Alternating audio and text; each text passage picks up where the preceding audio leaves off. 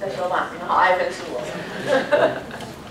都要用分数才有诱因是吗？学会比较重要 ，OK？ 好，学会比较重要啊。可能我们那个平常的练习做的还不够多哈，所以看到数字不知道怎么办了。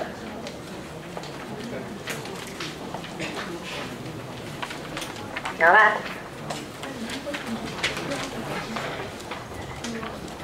好，我帮你们把 CV 算出来了。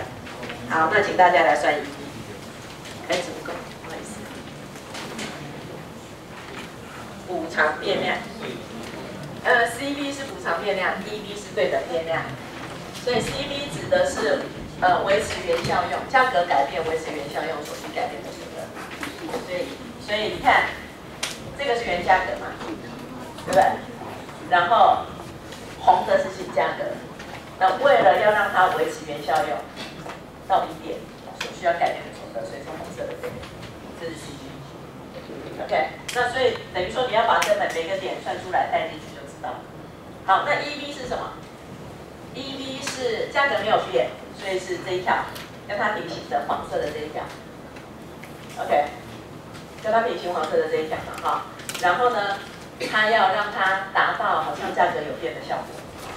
所以你需要把这一点算出来。假设这点叫 F 点吧。OK， 好，想到啊？画图比较清楚嘛？很久，很会教哎。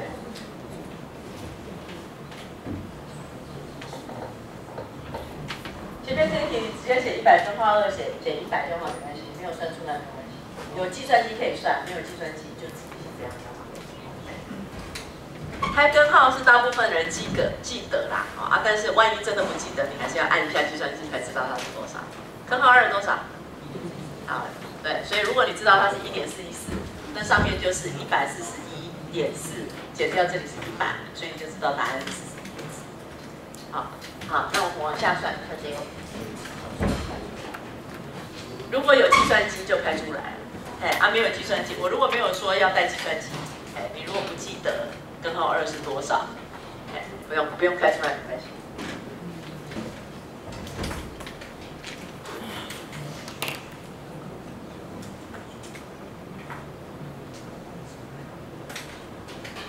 F 点要怎么算 ？C 点的效用要先算，对。C 点是哪？还没算，所以要先算 C 点，然后把 C 点的效用写出来。然后才有办法去算 F 点，这样懂吗？所以 C 点要怎么算？请问 C 点怎么算？它一样是一个效用极大化的问题。这个问题跟刚刚一样，但是它的限制是跟刚刚不一样。不一样，限制是现在你的 x 的价格变成2，y 的价格是1 ，OK， 然后你所得要是100。好。那这个你可以直接把数字带进去，也比较快。不然你如果还要回头去解原本的，会比较辛苦一点。那当然，或者是说你都不解了，你直接带数字进去，就是我们的 u 呢是会变成2n px 负2/1 py 的负1/2。好，然后刚刚这里是100，但是这里是2，这里是。好，你如果带回去原来的式子也 OK， 或者是你自己想要用这样子再重解一次也可以。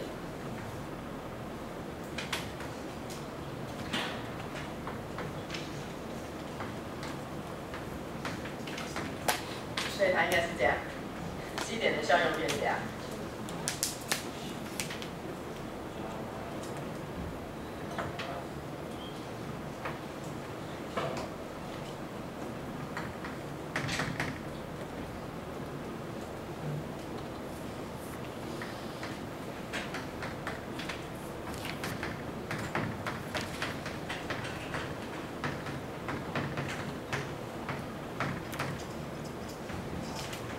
那 F 点就是这样呈现啊，因为它回到原价格，所以这边 Px 是1 ，Py 是1，回到原价格了嘛，对不对？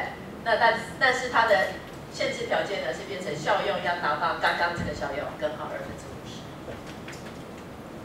OK， 好，所以它比较复杂一点了，就变成你还要再多解一次哦，才能够再带进去。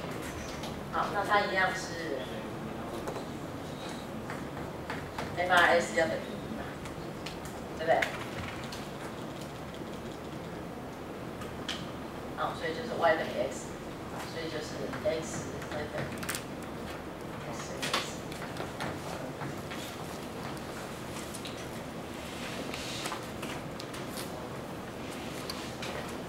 等于25根号。对。y 也会等于它哈。f 下标一下哈，大家搞不清楚。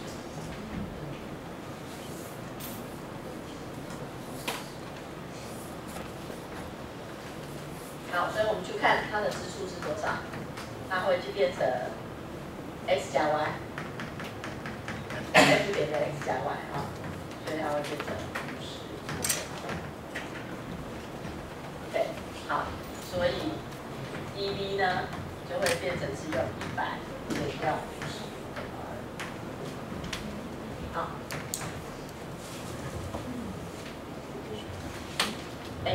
不好意思，应该 EB 是负的，好，负的啊，所以要反过来减。根号2。好，来，好啦，写正的话，你只要写说是取走就好，都没写取走就会变补贴，因为你没有写正负会以为，因为正的会是补贴，负的会是取走。啊，所以万一你喜欢算正的，你正的算出来，但是你括号要写这是取走还是补贴。好，那这个部分就要算一下1.414乘以50，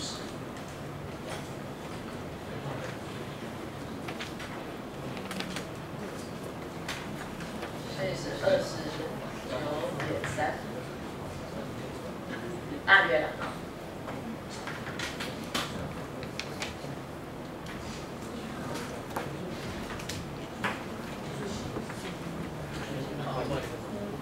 OK 吗？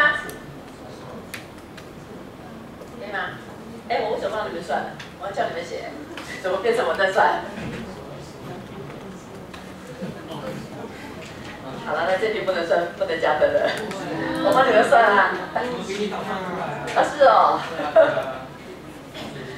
好了，当一次平时作业啦。好，平时作业100分也很好啊。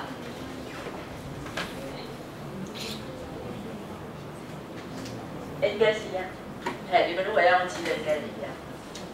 积的方程是要带积的方程式就要带 xh，xh 在这里吗？然后它要从1积到2嘛。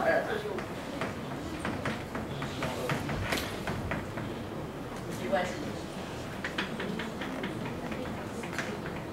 这样。这个计算是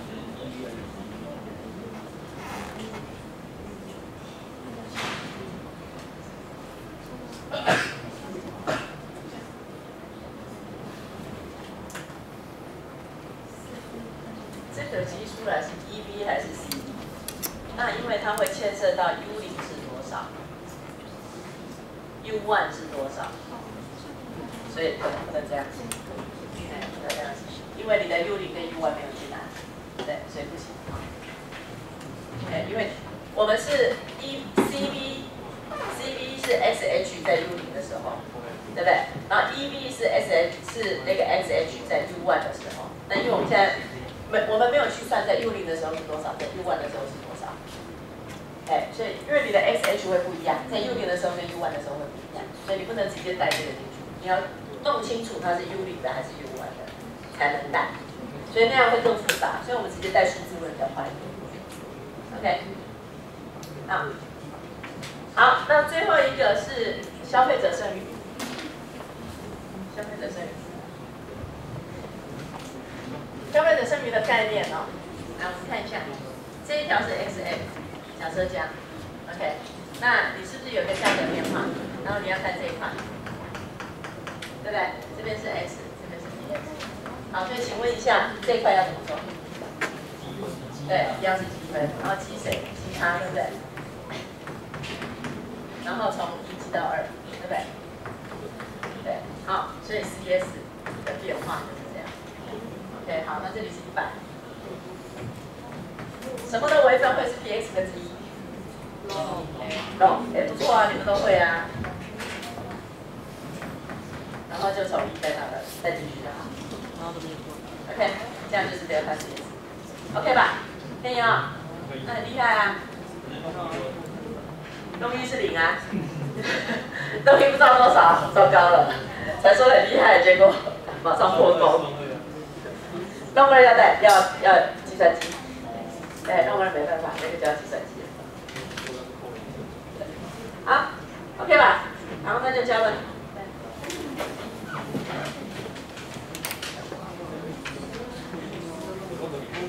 好了吗？哦，不行，那没有定义。对，不可以弄你。这个 U 是我带进去算效用是多少？我算的是新的，对，新的效用U1。这一条是 U0，这一条是 U1。OK， 来，可以吗？好了，我们就往中间串。来，擦黑板哦，我们要讲下一章。我会先讲第9章显示性偏好，好，因为第8章跟第10章有关，我在一起讲。可以了吗？有人尖叫。就再等一下。对，我们现在要讲第9章。你可以唱嘞。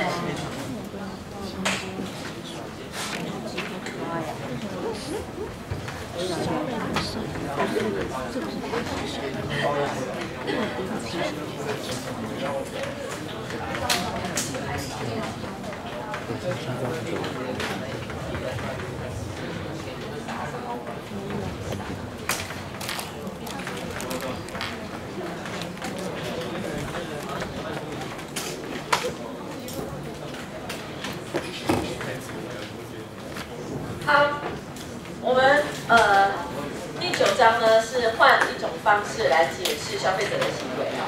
那我们过去呢都假设已经先知道消费者的效用，然后才从效用极大化去往下推导。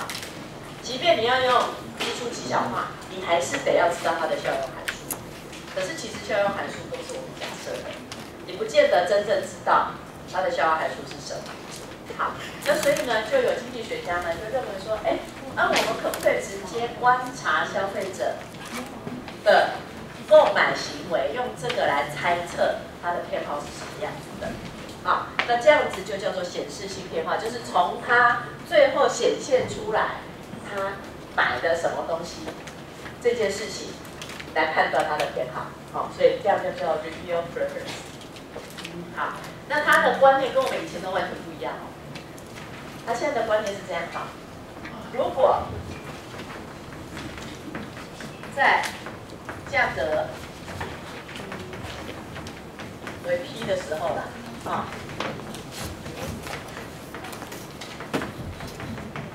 消费者呢，这个 P 它可能是一个组合，就是有 X、Y、Z， 好，那我假设2种好了 ，PX 跟 PY 这样的组合，那消费者呢，选择了其中的一个组合。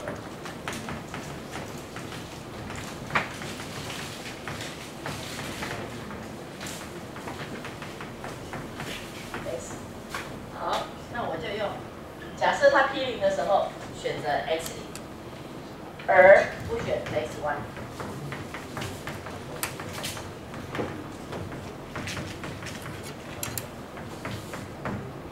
好，请问同学，就是如果给定你 X 跟 Y 的价格，好，我们先简单一点好了，一种就好了，给定你 X 的某一种价格。然后你决定了买 X 的某一个数量，而不买另外一个数量，那你觉得你的原因会是什么？你的原因会是什么？你喜欢它，对，你喜欢它。好，我们现在要讲的是一个组合的概念 ，x 跟 y。好，在苹果价格是3，香蕉价格是1的时候，你选择2根香蕉，2个苹果，就表示在这个价格之下你喜欢它。还有什么原因？还有什么原因？你选择 x 0，就是2个香蕉，2个苹果，而不选择3根香蕉，3个苹果，或3根香蕉，2个苹果，为什么？为什么你会选择某一个组合 A， 而不选择另外一个组合 B？ 除了你比较喜欢这个组合之外，还有什么原因？对，你买不起它了。对，你在那个价格跟你的所得的考量之下，你买不起。好，所以呢，如果消费者选择商品组合 X 而不选择 XY， 那么只有2种可能。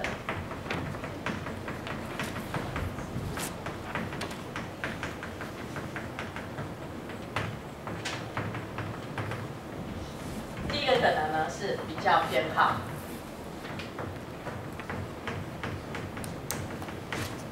X 0这个组合。第二个呢可能呢是在这个价格之下呢是买不起 XY。OK， 好，比较偏好 X 0的意思是什么？是买得起 XY 而不买，买得起 XY 而不买，所以这2个原因是不一样的哦。2个原因是不一样的。一个原因呢是，他虽然买得起 XY， 但是他选择了 X 0，就表示呢 X 0对他来说的确比较好，所以他买得起 XY 而不买。OK， 好。那另外一个可能呢是 XY 呢这个组合是他买得起的，所以他不得不去选择 X 0。OK， 好。那所有的点都一样的概念。好，那在这个往下，那么在价格P1的时候，好，消费者选择买 XY。好，以后我的价格跟它的商品组合上面的那个商标的数字会搭在一起，就是我只要写 P0，那消费者就是买 X 0；那只要写 P1，消费者就是买 XY。OK， 好，那所以买 P0，在价格 P0的时候呢，消费者买 X 0。可是到价格变成 P1 的时候，消费者却变成买 XY。那你觉得是什么原因？在 P0的时候